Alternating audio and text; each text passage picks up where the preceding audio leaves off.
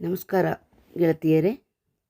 70ನೇ ಕನ್ನಡ ರಾಜ್ಯೋತ್ಸವದ ಅಂಗವಾಗಿ ಸಖಿ ಫೌಂಡೇಶನ್ ಮತ್ತು ಸೂರ್ಯ ಚಾರಿಟಬಲ್ ಟ್ರಸ್ಟ್ ವತಿಯಿಂದ ಈ ವಿಶೇಷ ಕಾರ್ಯಕ್ರಮವನ್ನು ಆಯೋಜಿಸಿದ ಈ ಎರಡು ಸಂಸ್ಥೆಗಳ ಸಂಸ್ಥಾಪಕಿ ಶ್ರೀಮತಿ ಗಾಯತ್ರಿ ಸುಂದರೇಶ್ರವರು ಬಹುಮುಖ ಪ್ರತಿಭೆಯುಳ್ಳ ಮಹಿಳೆ.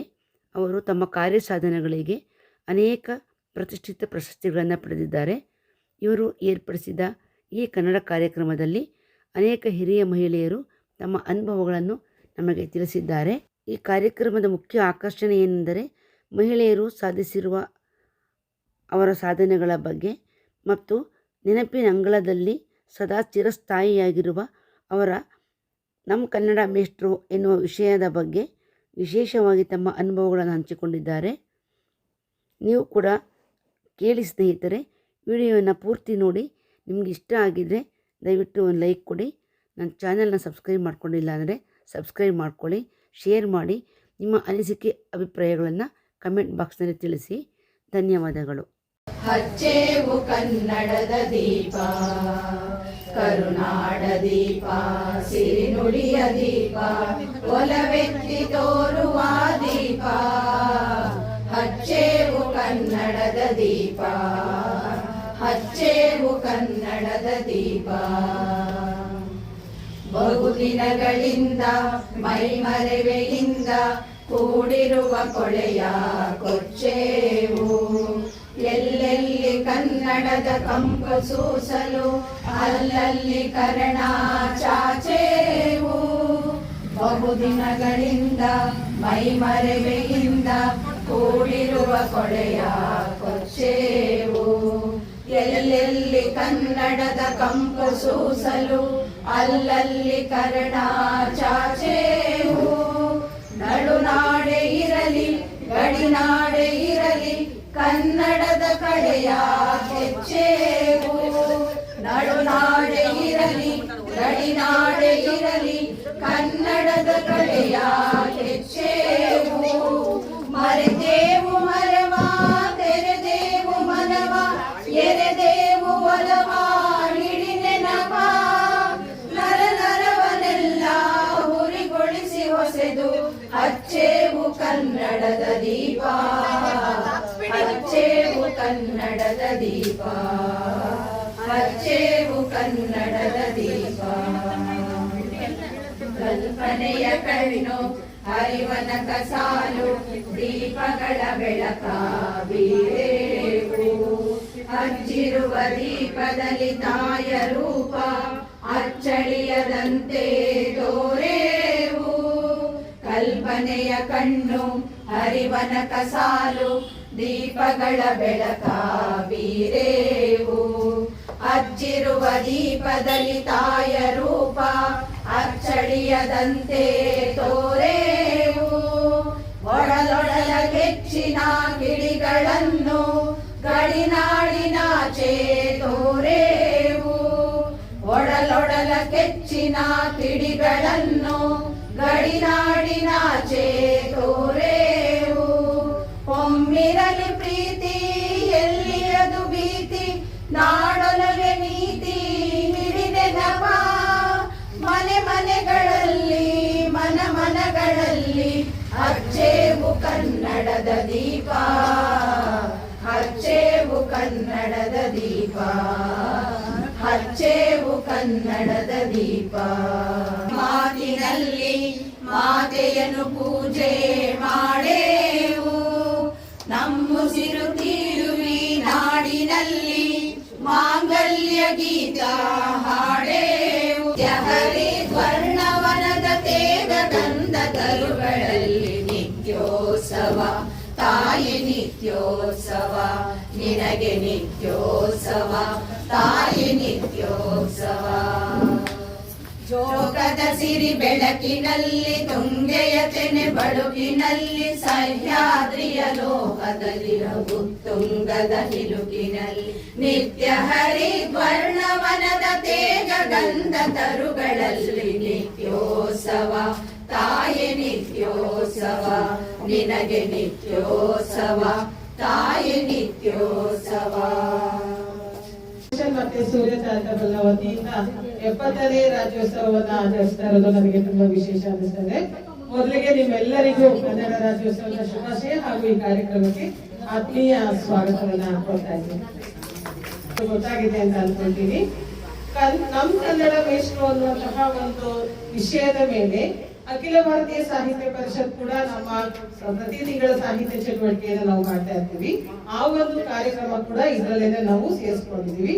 ಅದೊಂದು ಕಾರ್ಯಕ್ರಮ ಒಂದು 5 ರಿಂದ 10 ನಿಮಿಷ ನಡೆಯುತ್ತೆ. ಅದರ ಜೊತೆಯಲ್ಲಿ ಈ ದಿನ ನಿಮಗೆ ಸ್ಪರ್ಧೆಗಳು ಇವೆ. ಕನ್ನಡಕ್ಕೆ ಸಂಬಂಧಪಟ್ಟಂತಹ ಕನ್ನಡ ಚಲನಚಿತ್ರ ಗೀತೆಗಳು, ಹಳೆಯ ಕನ್ನಡ ಚಲನಚಿತ್ರ ಗೀತೆಗಳು ನಿಮ್ಗೆಲ್ಲ ಯಾಕೆ ಈಗ 70ನೇ ವರ್ಷ ನೀವೆಲ್ಲ ಆ ಹಾಡುಗಳನ್ನ ಕೇಳ್ಕೊಂಡು ಬೆಳೆದಿದ್ದೀರ. ಕನ್ನಡ ಚಲನಚಿತ್ರ ಗೀತೆಗಳು ತುಂಬಾನೇ ಇಂಪಾದಂತಹ ಕನ್ನಡ ಚಲನಚಿತ್ರಗಳು. ಅದಕ್ಕೆ ಸಂಬಂಧಪಟ್ಟಂತಹ ಒಂದು ಕನ್ನಡ ಗೀತೆಗಳ ಸ್ಪರ್ಧಾ ತಟ್ಟಂತ ಹಾಡಿ ಅಂತ ಇದೆ ಆ ಒಂದು ಕಾರ್ಯಕ್ರಮ. ಹಾಗೆ ಪದವಿಲಾಸ ಅಂತ ಇದೆ. ಪದವಿಲಾಸ ತುಂಬಾ ಎಲ್ಲವೂ ಸರಳವಾದಂತಹ ಸ್ಪರ್ಧೆಗಳು. ಅದು ಏನು ಅಂತ ಆ ಸಮಯ ಬಂದಾಗ ನಾನು ನಿಮ್ಗೆ ಅದರ ಬಗ್ಗೆ ಮಾಹಿತಿಯನ್ನ ಕೊಡ್ತೀನಿ. ಅದರ ಜೊತೆಯಲ್ಲಿ ಇನ್ನೊಂದು ಅದೃಷ್ಟವಂತ ಸಖಿಯರಾಗಲಿದ್ದಾರೆ ಕನ್ನಡ ಭುವನೇಶ್ವರಿ ಅಂತ ಇದೆ, ಆ ಒಂದು ಸ್ಪರ್ಧೆ ಇದೆ. ಈ ಎಲ್ಲ 3 ಸ್ಪರ್ಧೆಗಳು ಇದೆ. ಈ ಕಾರ್ಯಕ್ರಮಕ್ಕೆ ನಾವು ವಿಶೇಷ ಆಹ್ವಾನಿತರನ್ನಾಗಿ ನಾನು ಲತಾ ಮೋಹನ್ ಅವರನ್ನ ಆಹ್ವಾನಿಸಿದ್ದೇನೆ. ಅವರು ಪ್ರೀತಿಯಿಂದ ಈ ಕಾರ್ಯಕ್ರಮಕ್ಕೆ ಬಂದಿದ್ದಾರೆ. ಅವರಿಗೆ ನಾನು ಆತ್ಮೀಯವಾದಂತಹ ಸ್ವಾಗತವನ್ನ ಹಾಕೋತಾ ಇದ್ದೀನಿ. ನಮಸ್ತೆ ಮೇಡಮ್, ಬನ್ನಿ. ಸೇವನ್ನ ಮಾಡಿಕೊಳ್ಳುವ ಅಗತ್ಯ ಇಲ್ಲ ಅಂತ ನಾನು ಭಾವಿಸ್ತೀನಿ. ಯಾಕೆಂದ್ರೆ ಒಬ್ಬ ಮಹಿಳೆ ಏನೆಲ್ಲ ಮಾಡಬಹುದು, ನಮ್ಗೆಲ್ಲರಿಗೂ ಇರುವಂತದ್ದು 24 ಗಂಟೆ ಸಮಯನೇ ಅವ್ರಿಗೂ ಇರೋದು. ಆ ಸಮಯದಲ್ಲಿ ಅವರು ಎಷ್ಟೊಂದು ಕಾರ್ಯಚಟುವಟಿಕೆಗಳನ್ನ ಮಾಡ್ತಾ ಇರ್ತಾರೆ. ಯಾವಾಗಲೇ ನಾವು ವಾಟ್ಸಪ್ ಅಲ್ಲಿ ನೋಡಿದ್ರು ಅವ್ರೊಂದು ಕಾರ್ಯಕ್ರಮದ ಬಗ್ಗೆ ಮಾಹಿತಿ ಬರ್ತಾ ಇರುತ್ತೆ. ಇಷ್ಟೆಲ್ಲ ಕಾರ್ಯಕ್ರಮವನ್ನ ಅವರು ಸಹ ಸಂಸಾರಗಳನ್ನ ನಿಭಾಯಿಸಿಕೊಂಡು ಈ ಕಾರ್ಯಕ್ರಮಗಳನ್ನ ಮಾಡ್ತಾ ಇರ್ತಾರೆ.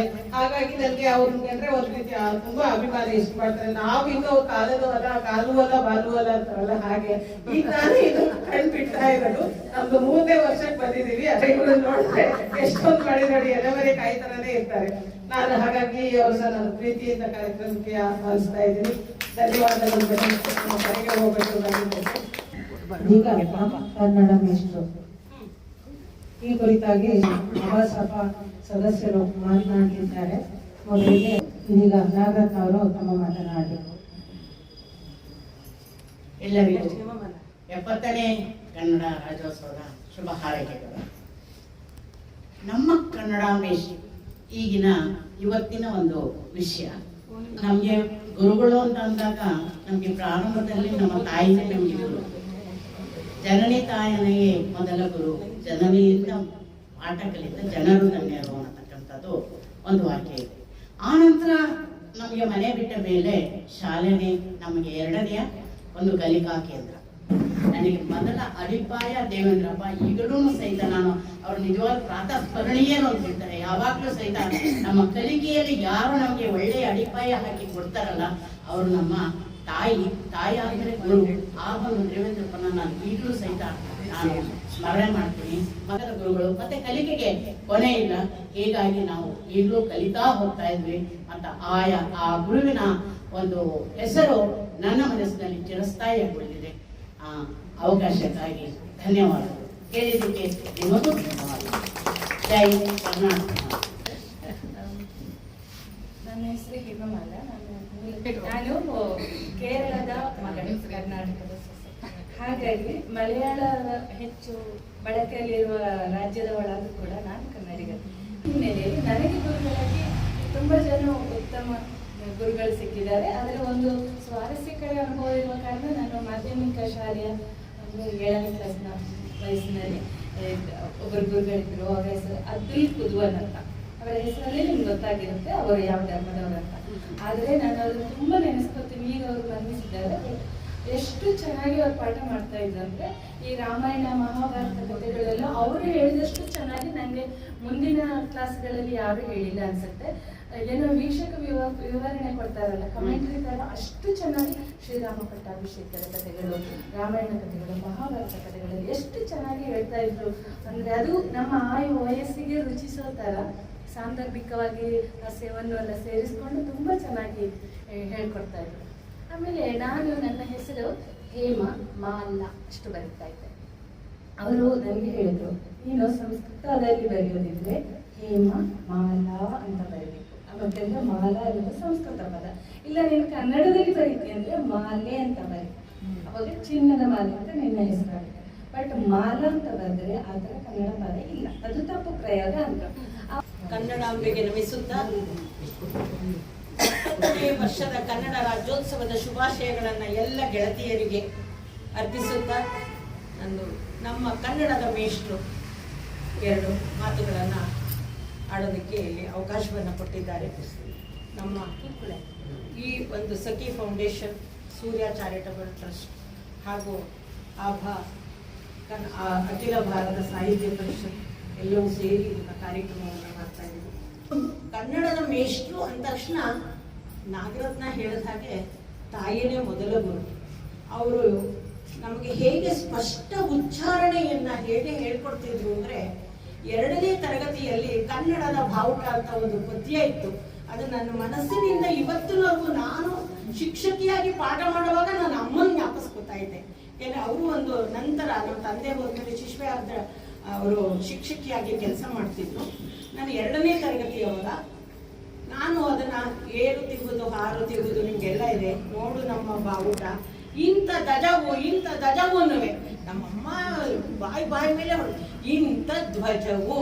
ಸುಮಾರು ಅದ್ಯಾತಕ್ಕ ಪದ ಮಾತ್ರ ಗೊತ್ತಿರ್ಲಿಲ್ಲ.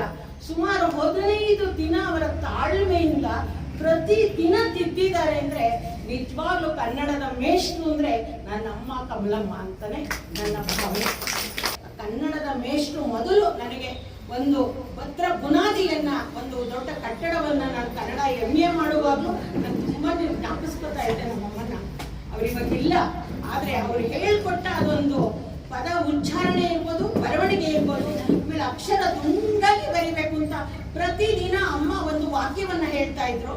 ಅದರಲ್ಲೂ ವಾಕ್ಯ ಯಾವ ತರ ರಾಮಾಯಣಕ್ಕೆ ಒಂದು ವಾಕ್ಯ ಹೇಳೋರು ಅದನ್ನ ನಾನು ಕಾಪಿ ರೈಟಿಂಗ್ ಬರೆದು ಪ್ರತಿದಿನ ತೋರಿಸ್ಬೇಕಿತ್ತು. ಮತ್ತೆ ಮುಂದೆ ನನ್ನ ಭಕ್ತಿ ಯಾಕೆ ನಂಗೆ ಕತೆ ಬರೆಯಕ್ ಬರಲ್ಲ, ಕಾದಂಬರಿ ಬರೆಯಕ್ ಬರಲ್ಲ ಅನ್ನೋದಕ್ಕೂ ನಮ್ಮ ಅಮ್ಮನೇ ಕಾರಣ. ಯಾಕಂದ್ರೆ ಅವರು ಪ್ರತಿ ಶುಕ್ರವಾರ ತಾಯಿ ದೇವಿ ದೇವಿ ವಾಗ್ದೇವಿ ನಮೋ, ದೇವಿ ದೇವಿ ಪರದೇವಿ ನಮೋ ಅನ್ನುವ ಅಮ್ಮ ಶ್ಲೋಕಗಳನ್ನ ಅದನ್ನೆಲ್ಲ ಹೇಳ್ಕೊಡ್ತಿದ್ರು. ತಪ್ಪನ್ನ ತಿದ್ದಿದ್ರು, ಕನ್ನಡದ ಜೊತೆಗೆ ತಪ್ಪನ್ನ ತಿದ್ದಿ, ತಪ್ಪು ಮಾಡಿದಾಗ ನಮ್ಮ ತಾತನ ಫೋಟೋ ನಿಂತ್ಕೊಂಡು ಅದು ತಪ್ಪಾಯ್ತು ಅಂತ ನಮಗೆ ಅದನ್ನ ಕ್ಷಮೆ ಕೇಳಬೇಕಿತ್ತು. ಇವೆಲ್ಲವನ್ನ ಕನ್ನಡದ ಮೇಷ್ಟ್ರು ಅಂದ್ರೆ ಅಕ್ಷರ ಮೊದಲು ಜ್ಞಾನ. ಈ ಕನ್ನಡದ ವರ್ಣಮಾಲೆ ಹೇಗೋ ಹಾಗೆ ಮೊದಲು ಅಮ್ಮನ ಅಮ್ಮನೇ ನಮ್ಮ ಒಂದು ಕಂದನ ಕರುಳಿನ ಕರೆಯೋಲೆ ಅನ್ನೋ ಹಾಗೆ ಅಮ್ಮ ಕನ್ನಡದ ಮೇಷ್ಟ್ರಾಗಿದ್ರು. ಮುಂದೆ ಗೋವಿಂದೇಗೌಡರು ನನಗೆ ಚರ್ಚಾ ಸ್ಪರ್ಧೆ, ಪ್ರಬಂಧ ಸ್ಪರ್ಧೆ, ಆಶು ಕವಿತೆ ಇರ್ಬೋದು, ಅದೆಲ್ಲದಕ್ಕೂ ಲಕ್ಷ್ಮಿ ಹೆಚ್ಚು, ಸರಸ್ವತಿ ಹೆಚ್ಚು. ಅದರ ಪ್ರತಿ ಶುಕ್ರವಾರ ನಮಗೆ ಮಿಡ್ಲಿ ಸ್ಕೂಲ್ನಲ್ಲಿ ಮಾಡ್ತಾ ಇದ್ರು. ಮತ್ತೆ 4ನೇ ಕ್ಲಾಸಲ್ಲಿ ಸೂರ್ಯನಾರಾಯಣ ಮಾಸ್ಟರ್ ಇದ್ರು. ಅವರು ರಾಮಾಯಣದ ಕಥೆಗಳನ್ನ ತುಂಬಾ ಚೆನ್ನಾಗಿ ಬಿತ್ತರಿಸಿ ಕನ್ನಡದ ಒಂದು ಕನ್ನಡಾಭಿಮಾನವನ್ನ ನಮಗೆ ಹುರಿದುಂಬಿಸಿ ಇದು ಮಾಡ್ತಾ ಇದ್ರು. ನಿಜವಾಗ್ಲು ಅಂದ್ರೆ ಫಸ್ಟ್ ನನಗೆ ಭದ್ರ ಬುನಾದಿ ಹಾಕೊಟ್ಟಿದ್ದು ನಮ್ಮಮ್ಮ. ಅವ್ರು ಯಾವಾಗ್ಲೂ ಕನ್ನಡದ ಒಂದು ಹಾಡನ್ನು ಯಾವಾಗ್ಲೂ ನಮ್ಗೆ ಕನ್ನಡದ ಮಕ್ಕಳೆಲ್ಲ ಒಂದಾಗಿ ಬನ್ನಿ ಅದನ್ನ ಹೇಳ್ಕೊಡ್ತಾ ಇದ್ರು. ಹೇಳ್ತಾ ಇಷ್ಟು ನನ್ನ ಮಾತುಗಳನ್ನ ಕನ್ನಡದ ಮೇಷ್ಟ್ರು ಮಾತಾಡೋದಕ್ಕೆ ಅವಕಾಶ ಕೊಟ್ಟ ವೇದಿಕೆಯ ಗಣ್ಯರಿಗೆ ನಮಸ್ಕಾರಗಳನ್ನ ಹೇಳ್ತೀನಿ. ಇದ್ರ ಬಗ್ಗೆ ಮನೆಯ ಮೊದಲ ಪಾಠಶಾಲೆ ಅಂತ ಹೇಳಿದ್ರು ನಾವೇನೆ.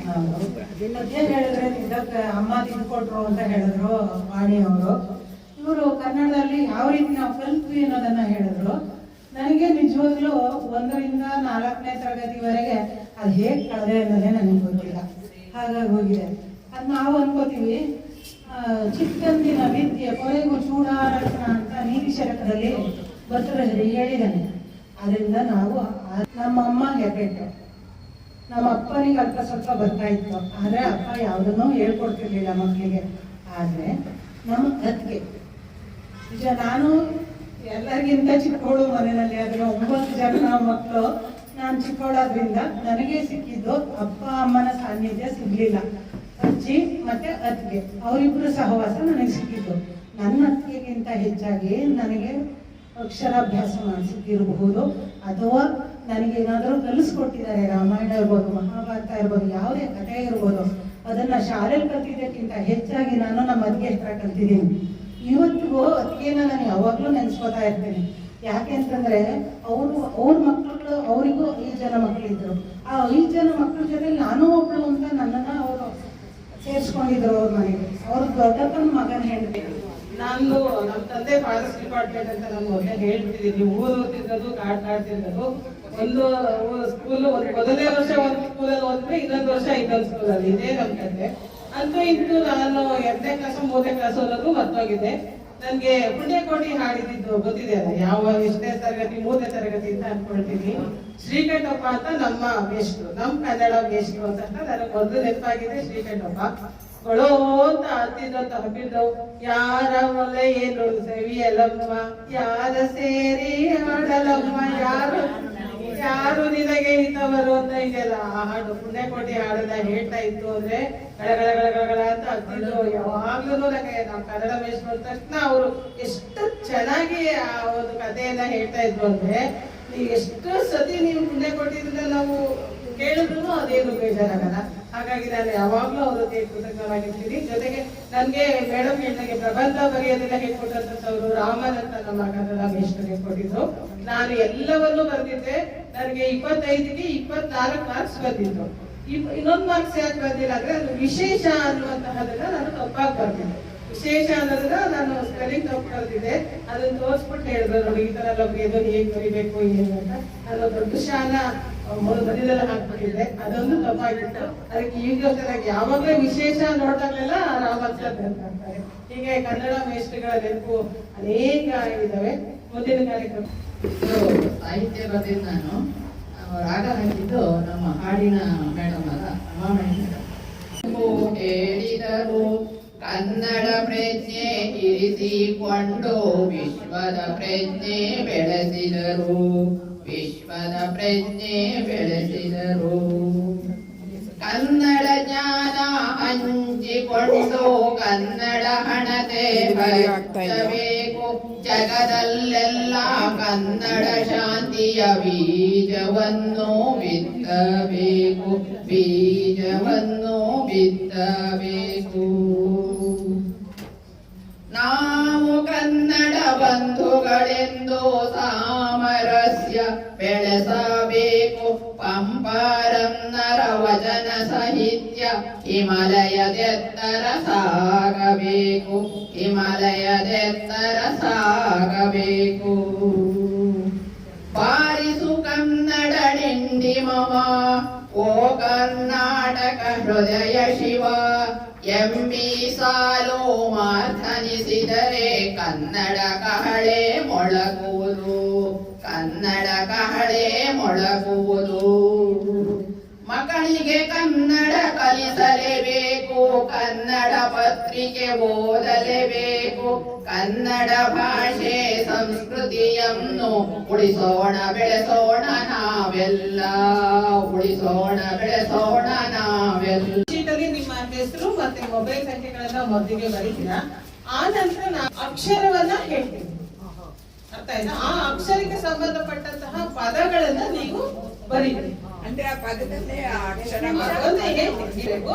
ಸಮಯಾವಕಾಶ ನಿಮ್ಗೆ 5 ನಿಮಿಷ ಕೊಡ್ಲಾರ್ದು. 5 ನಿಮಿಷಕ್ಕೆ ಯಾರು ಎಷ್ಟು ಪದಗಳನ್ನ ರಚಿಸ್ತೀರಾ ಅನ್ನೋದೇ ಪದ ವಿನ್ಯಾಸ. ಉದಾಹರಣೆಗೆ ಈಗ ಕಾ ತಗೊಳ್ಳಿ. ಕಾ ಅಂದಾಗ ಕನ್ನಡ ಅಲ್ಲಿ ಹೇಗ್ ಹೋಗ್ಬೇಕು ಅಂದ್ರೆ ಕತ್ತಲ್ ಕೊಟ್ಟುಕ, ಕಾಕಿರ್ಲಿಕ್ಕ, ಕಾಗುಡ್ಸುಕಿ, ಕಾಗುಡ್ಸು ದೀರ್ಘಾಕಿ, ಕಂ ಕಹ ತನಕ ಹೋಗ್ಬೇಕು. ಅರ್ಥ ಆಯ್ತಲ್ವಾ? ಕನ್ನಡ, ಕಾರ್ತಿಕ, ಕೀರ್ತನ, ಆಮೇಲೆ ಆತರ ಅರ್ಥ ಆಗ್ತಿದೆ ಅಂತ ಅನ್ಕೋತೀನಿ. ಅರ್ಥ ಆಯ್ತಲ್ವಾ?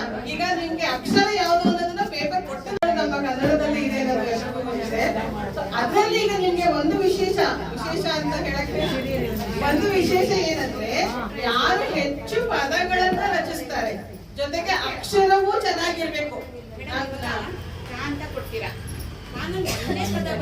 ಏನಂದ್ರೆ ಈಗ ನಿಮ್ಗೆ ಕನ್ನಡ ಅಂತ ಬರ್ದ್ರಿ, ಎಲ್ಲಾ ಅಕ್ಷರಗಳು ಕಂಕಹವರೆಗೂ ಎಲ್ಲ ಬರ್ದ್ರಿ, ಇನ್ನೂ ಸಮಯ ಇದೆ.